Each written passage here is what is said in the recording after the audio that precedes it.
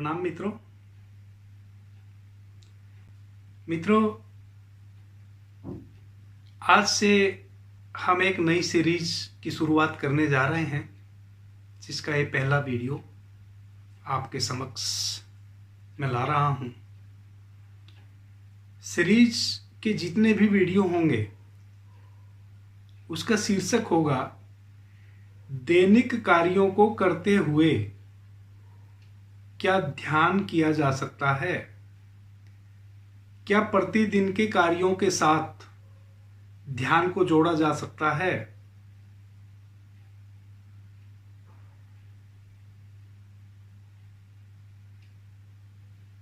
इस पूरी सीरीज में असंख्यों वीडियो होंगे। ध्यान कैसे करें, क्या ध्यान सब कर सकते हैं, ध्यान की महिमा क्या है, ध्यान का विज्ञान क्या है, ध्यान की विधियां क्या हैं, ध्यान कैसे घटेगा, ध्यान में बाधाएं क्या हैं। ऐसे अनेकों विषय हैं ध्यान से संबंधित, जिन पे हम चर्चा करेंगे अपनी इस पूरी सीरीज में। बारी बारी से एक एक पॉइंट को हम चुनेंगे और उस पर विस्तार से चर्चा करेंगे। मित्रों, मेरे जो अनुभव हैं, मैं अपने अनुभव आपसे बांटकर खुशी महसूस करूंगा। मुझे बड़ा आनंद है, मुझे प्लेटफॉर्म मिला है YouTube से कि मैं अपने 30 सालों की साधना का जो सार है, जो मेरे अनुभव है, वह मैं आपसे बांट सकूं।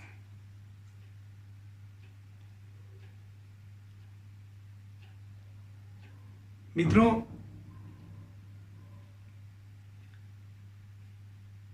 आज हम पहले सूत्र पे बात करते हैं। पहला सूत्र है ध्यान क्या है।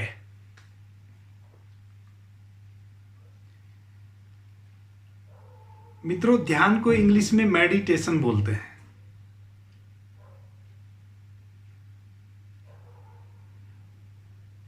उत्तर है ध्यान है आत्मा की औषधि।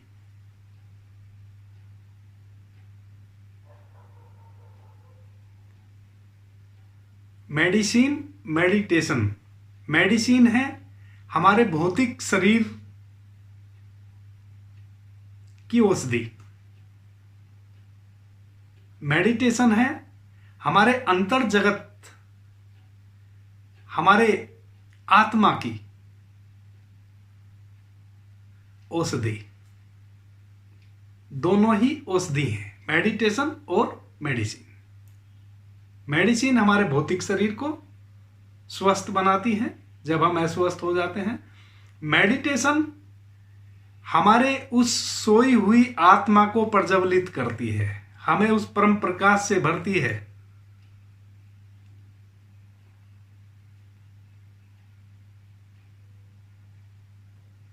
जो कहीं ना कहीं हमने खो दिया है।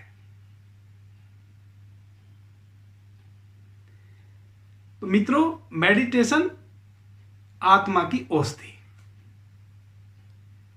अब इस औषधि का हम सेवन कैसे करें।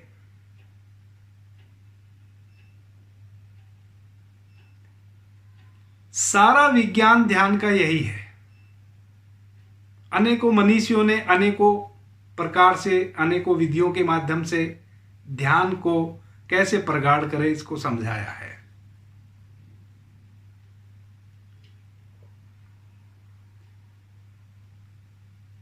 कैसे ध्यान की औषधि से हम अपनी आत्मा को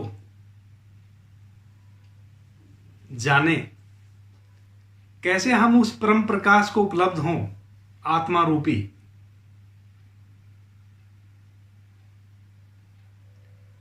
अनेकों विधियों के माध्यम से, अनेकों प्रकार से मनीषियों ने, योगियों ने समझाया है।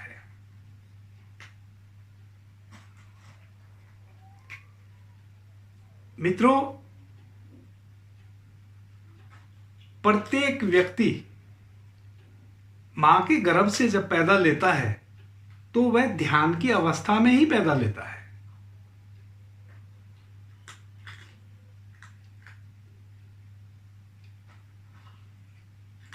और व्यक्ति की ही बात नहीं, प्रत्येक प्राणी जब मां के गर्भ से जन्म लेता है तो ध्यानस्थ अवस्था में ही जन्म लेता है।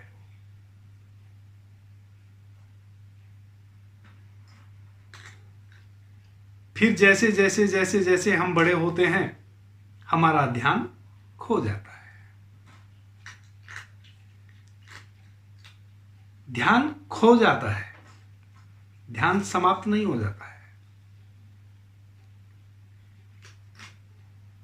फिर हम जब प्रौढ़ होते हैं फिर वापस हमें ध्यान की याद आती है।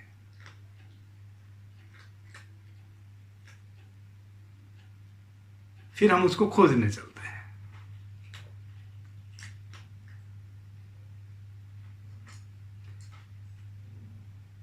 और विभिन्न विभिन्न प्रकार से, विभिन्न विभिन्न जगहों पे हम उसको खोजते हैं। फिर चूंकि आप ध्यान के साथ ही पैदा हुए हैं माता के गर्भ से,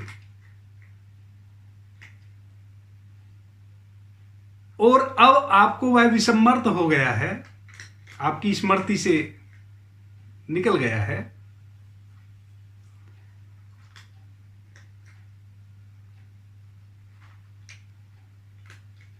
और आप सांसारिक कार्यों में इतने मशगूल हो जाते हैं कि आपको एक बार भी फिर ख्याल नहीं आता है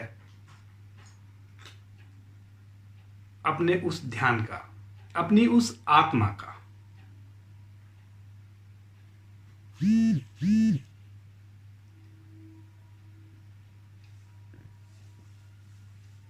ध्यान आपको अंदर से धक्के मारता रहता है।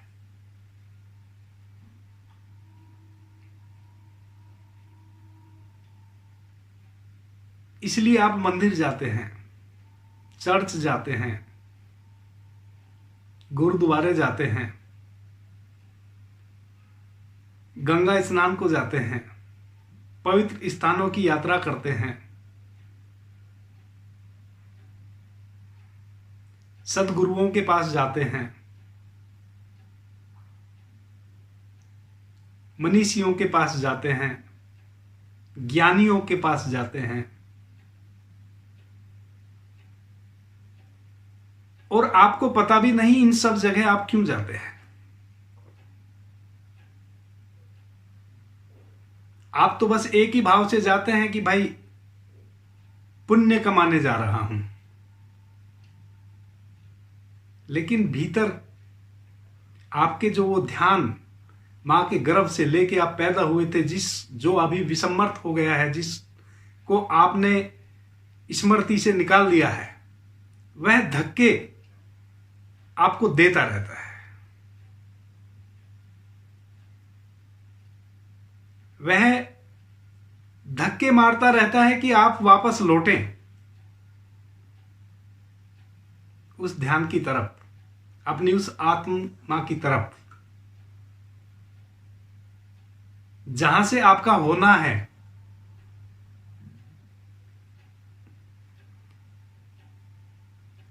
लेकिन आप उसी को खोजने के लिए, जैसे मैंने कहा, इतनी जगहों पे भटकते हैं, यात्रा करते हैं। कहीं ना कहीं वह जो ध्यान है, वह जो धक्का मार रहा है, उसी को खोजने आप निकलते हैं, जिसको आप पुण्य कहते हैं कि पुण्य कमाने जा रहा हूं, सद्गुरुओं की वाणी सुनने जा रहा हूं, पवित्र स्थान पे पूजा करने जा रहा हूं, प्रार्थना करने जा रहा हूं। और वहां से थोड़ा सा संतुष्टि भी मिलती है, क्योंकि वहां गाढ़ ऊर्जा है। उस ऊर्जा से आप सींचे जाते हैं, आप वापस आते हैं, कुछ दिनों तक आप उस ऊर्जा में सने हुए होते हैं, नहाए हुए होते हैं।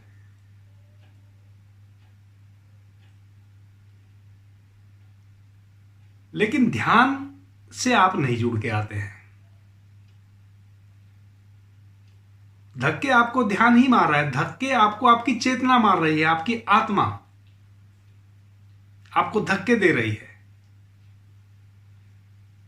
और वह आपको धक्के कहीं बाहर जाने के लिए नहीं दे रही है, वह आपको वापस भीतर लौटने के लिए दे रही है।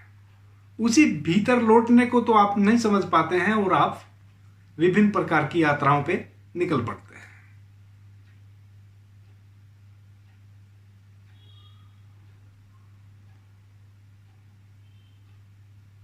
कश्मीर में राबिया नाम की एक फकीर हुई है मित्रों।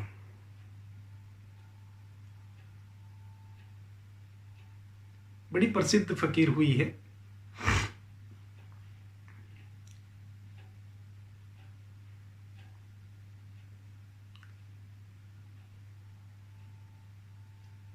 वह अपने घर के बाहर कुछ खोज रही थी।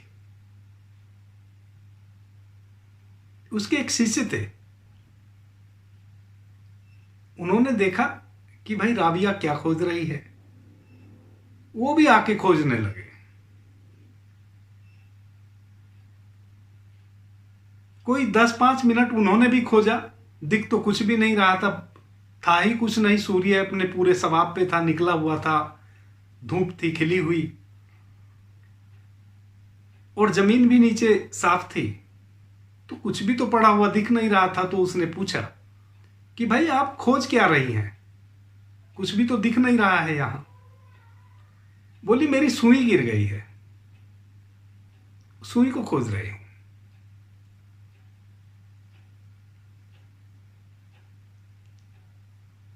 तो उसने पूछा कि भाई सुई तो कहीं दिखाई नहीं दे रही, मैंने भी खोज लिया, कुछ भी तो दिखाई नहीं दे रहा, आखिर आपकी सुई गिरी कहां थी? तो राबिया ने कहा कि सुई तो अंदर गिरी थी, घर में। तो बोला कि फिर आप बाहर क्यों खोज रही हैं? लगता है पागल हो गई हैं। सुई जब अंदर खोई है तो आप बाहर क्यों खोज रही हैं? तो राबिया ने कहा कि यही तो मैं तुझे समझाती हूं रात दिन, कि जो आपने अंदर खोया है उसको आप बाहर खोजने चले। ध्यान आपने अंदर खोया है, उसको आप बाहर खोज रहे हैं। यही तो मैं तुझे समझाती हूं, और तेरे लिए ही तो ये सब उपाय किया, मेरी कोई सुई वगैरह नहीं खोई। अब तू ही मुझे उल्टा कह रहा है कि सुई अगर अंदर गिरी है तो अंदर खोजो, यहां क्यों खोज रही हो, पागल हो क्या?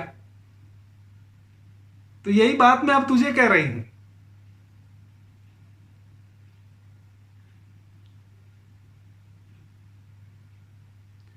मित्रों, जो चीज हम लेके ही पैदा हुए हैं उसको हमने खोया भी नहीं है। राबिया की तो सुई खो भी गई, अंदर खोई या बाहर खोई, लेकिन ध्यान तो कभी खोता भी नहीं है, सिर्फ विसम्मर्त हो गया है।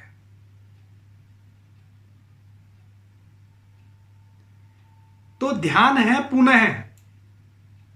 ध्यान क्या है, यह एक प्रश्न है। तो ध्यान है पुनः अपनी उस स्मृति से भर जाना,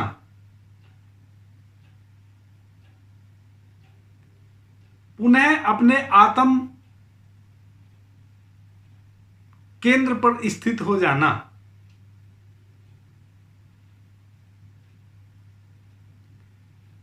उस आत्म केंद्र पर स्थित होने का नाम ध्यान है, वापस लौटने का नाम ध्यान है।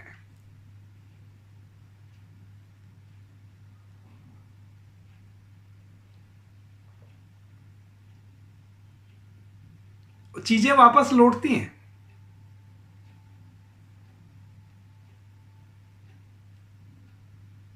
मीरा की कहानी आपने सुनी है ना मित्रों। मीरा कोई 4 साल की थी। शाम को उसके घर एक साधु रुका। उसको अगले नगर जाना था। शाम हो गई थी, जंगल घना था, खतरनाक जीव जंतुओं का साया था। तो उस साधु ने प्रार्थना की मीरा की मां से कि मुझे आगे अगले शहर जाना है, लेकिन अब रात हो जाएगी, खतरनाक घना जंगल है, तो क्या मैं रात आपके यहां विश्राम कर सकता हूं। मीरा की मां ने कहा, निश्चित, हमारा सौभाग्य होगा कि आप हमारे यहां रात विश्राम करें। साधु को एक कमरा दे दिया गया। उस कमरे में साधु ने अपना हाथ पैर धोए। संध्या का समय था और संध्या के लिए बैठ गया। अपनी झोली में से भगवान कृष्ण की एक मूर्ति निकाली, उसको सामने रखा, धूप अगरबत्ती जलाई और प्रार्थना में बैठ गया। मीरा 4 साल की उसको देख रही थी। चूंकि अजीब ऐसा मीरा ने व्यक्ति देखा नहीं था। उसका पहनावा, साधु, एक लंगोटी, एक ओढ़नी, एक झोली,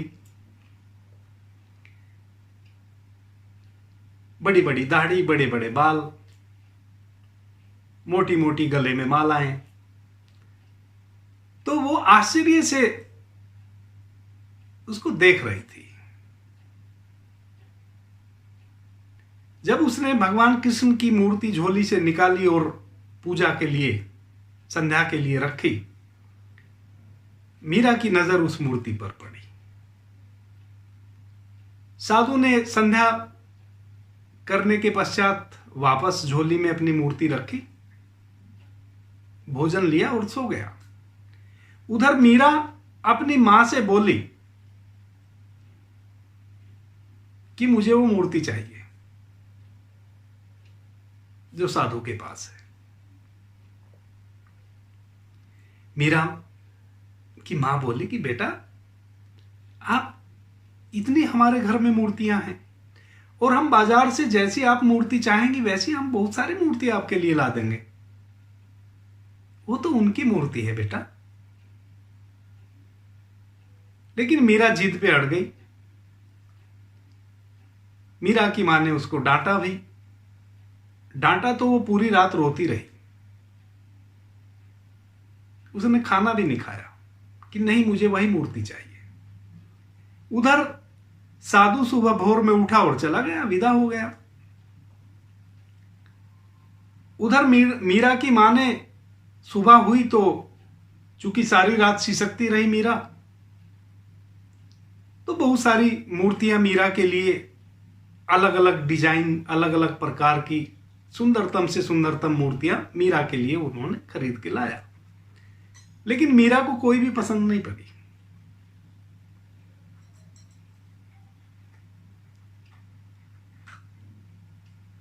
अब सुबह साधु तो चला गया अगले शहर, अगले नगर। वहां उसको शाम हो गई। फिर उसने संध्या को अपनी मूर्ति निकाली, अभी जिस शहर में जहां वह ठहरा था। फिर अपना संध्या की, वापस झोली में रखी, खाना खाया और सोने चला गया। रात्रि में भगवान कृष्ण प्रकट हुए, विजन में आए।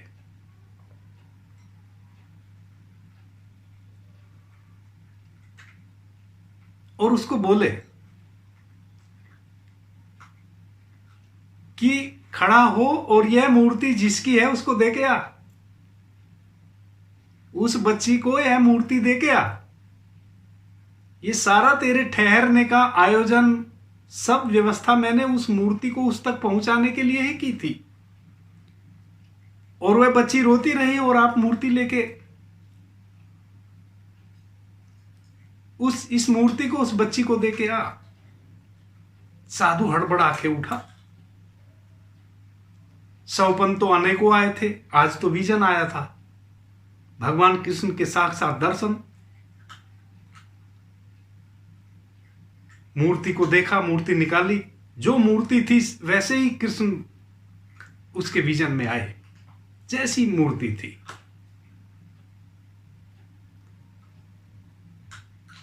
मित्रों, थोड़ी सी बात विजन और स्वप्न पे मैं कर लेता हूं, फिर ये बात चूंकि रह जाएगी।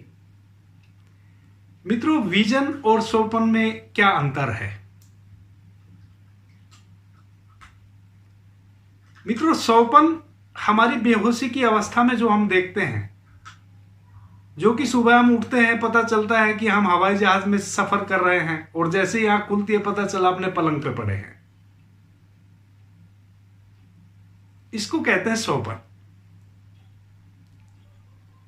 यानी कि जब तक आप बेहोशी में हैं तब तक आप जो भी देखते हैं, पूरी रात मनोस्थिति, सुबह से रात तक जो भी हमने मन में सोचा, जो भी हमने विचार किया, या पूर्व में भी, वो दोहरता रहता है स्वप्न के रूप में। लेकिन वो पूरे नहीं होते कभी भी। आप सुबह जब उठेंगे, जगेंगे, जागरण में आएंगे, पता चलेगा कि आप तो अपने घर में हैं, अपने बिस्तर पे हैं, कहीं आप हवाई जहाज में नहीं थे, कहीं आप समुद्र यात्रा पे भी नहीं थे। लेकिन विजन जो होता है मित्रों,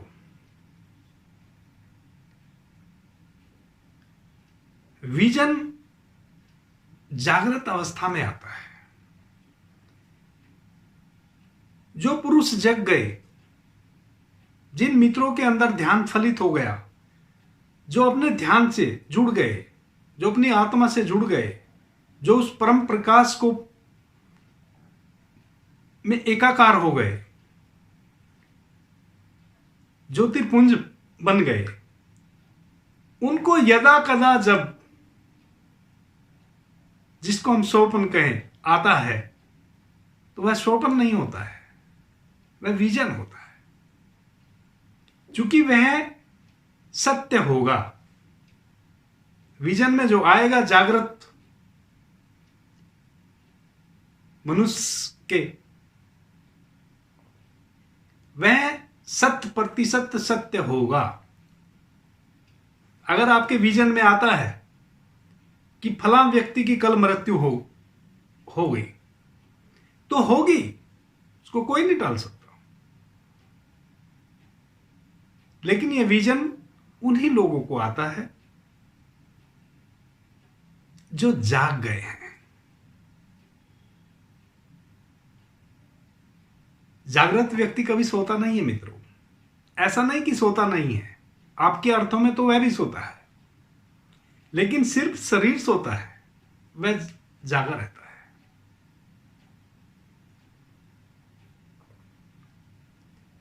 तो उसको विजन आया, उठा रात में ही और मीरा के घर दौड़ पड़ा। भोर में मीरा के घर पहुंचा, सारी रात पैदल चला वापस, और गेट पीटने लगा। दरबारों ने देखा कि भाई ये तो वही साधु है जो कल रात हमारे यहां रुका था, क्या बात है भाई? बोला कि मैं उस बच्ची से मिलना चाहता हूं, मीरा से। मीरा की मां, अच्छा मीरा तो सोई ही नहीं थी, वह तो उस मूर्ति के लिए कंटिन्यू तड़प रही थी, लगातार तड़प रही थी। इतनी सारी मूर्तियां उसकी मां ने उसको ला के दी, फिर भी वह नहीं मानी। बोले कि हटाओ, मुझे वही मूर्ति चाहिए। तो जैसे ही मीरा के कानों में उस साधु का शब्द पड़ा, मीरा दौड़ी हुई दरवाजे पे आई। साधु ने मीरा के पैर पकड़े, पैरों में गिर गया और वह मूर्ति मीरा को दी। तेरी वजह से मुझे भगवान कृष्ण के दर्शन हो गए, आप साक्षात देवी हैं। इतने दिनों की भक्ति, इतने दिनों की सेवा, इतने दिनों का ध्यान, कभी भगवान कृष्ण के दर्शन नहीं हुए, तेरी वजह से आप साक्षात देवी। और उसने मीरा को वह मूर्ति दे दी। मीरा खुश, संतुष्ट।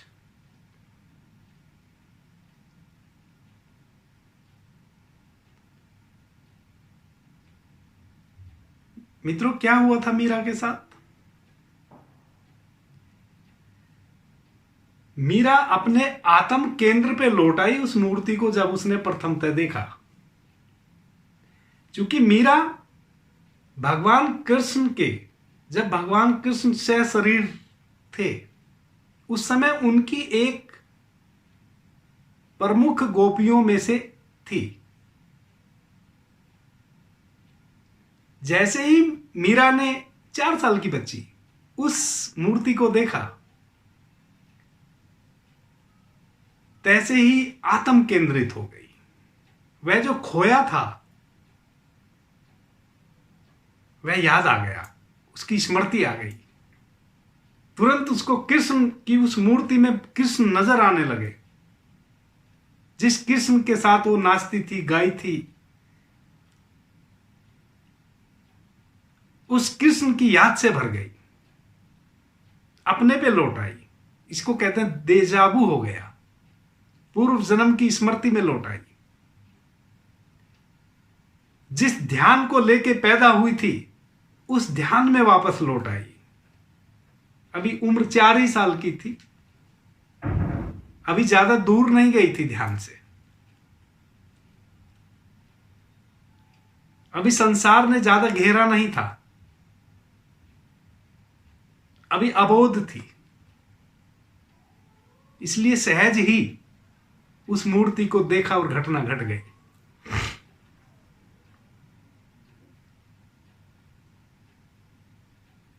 मित्रों, वापस लौटो, ध्यान में उतरो।